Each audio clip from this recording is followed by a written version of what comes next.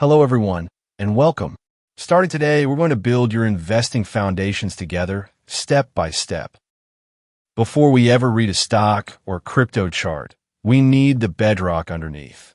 If you're a complete beginner, that's perfectly fine. This course was made for you. Today's topic is money and inflation. Why leaving everything in a bank account quietly costs you money. The chart on screen is the S&P 500, an index of 500 leading U.S. companies and the most watched barometer of the global economy. It will be our backdrop throughout this course, and we'll watch how it evolves over time. Here's our first question. If I keep all my money in cash at the bank, is it really safe? Intuitively, it feels safe. The number in your account never goes down on its own. But reality works differently. The number stays the same, while the value of each dollar quietly shrinks every year. Same count, less purchasing power. For example, $10,000 you set aside 10 years ago can no longer buy what $10,000 bought back then. Prices have gone up across the board. The reason is today's core concept, inflation. Inflation is the sustained rise in the general price level.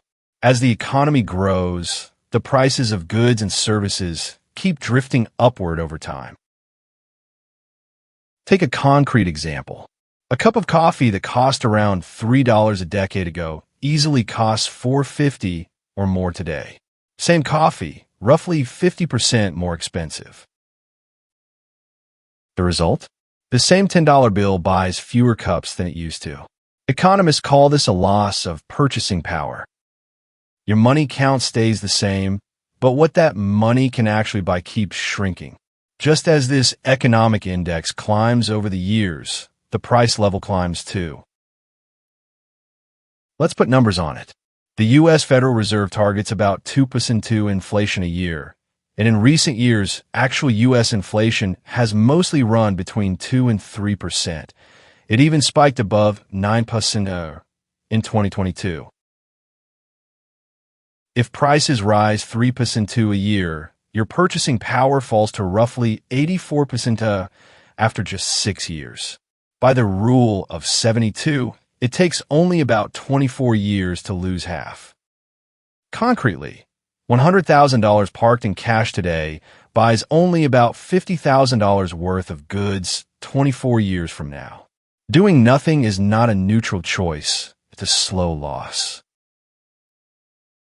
엔드 if 유로 세빙즈 어카운트 페이즈 2% while inflation runs at 3%. You are effectively losing 1% every single year. More dollars, less value. This brings us to a crucial concept, the real return. Simply put, it's what you earn minus what inflation took away. The chart shows the U.S. 10-year Treasury yield. Subtract inflation from a yield like this, and you get the real rate. Example 1. 3% interest while inflation runs 3%. Real return 0%. It looks like you made money, but you're standing still.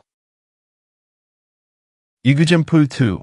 2% while inflation runs 3%. Real return minus 1%. You lent out your money and still lost ground.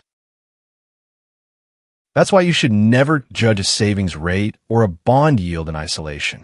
Always ask, what is inflation right now? A high rate can still be a losing deal if inflation is higher. Here's the conclusion. We invest to defend the purchasing power that inflation keeps eating away and to grow our assets on top of that. Only returns that beat inflation grow your real wealth. That is the true benchmark, not zero. But history teaches one more thing, and this week's volatility index on screen tells the story. Return always comes packaged with risk. High volatility means bigger gains are possible, and so are bigger losses. So if anyone promises you guaranteed principal plus a guaranteed 20% a year, treat it as a flashing red warning. That is how scams talk. High return is always the price of high risk. Investing is not about eliminating risk. It's about understanding it, managing it, and reaching your goals wisely. Let's wrap up Lesson 1. First, cash loses purchasing power to inflation every year. The economy on this chart never stands still, and neither do prices. Second, real return equals the nominal rate minus inflation. That formula, not the headline rate, tells you whether you actually earned anything. Third, the real purpose of investing is to protect your wealth from inflation. And remember, every return carries risk. In Lesson 2, we'll explore the power of compounding, how small investments snowball with time. The math will genuinely surprise you. If this lesson helped, please subscribe and hit like, and leave your questions in the comments. This course is for education only. Nothing here is investment advice.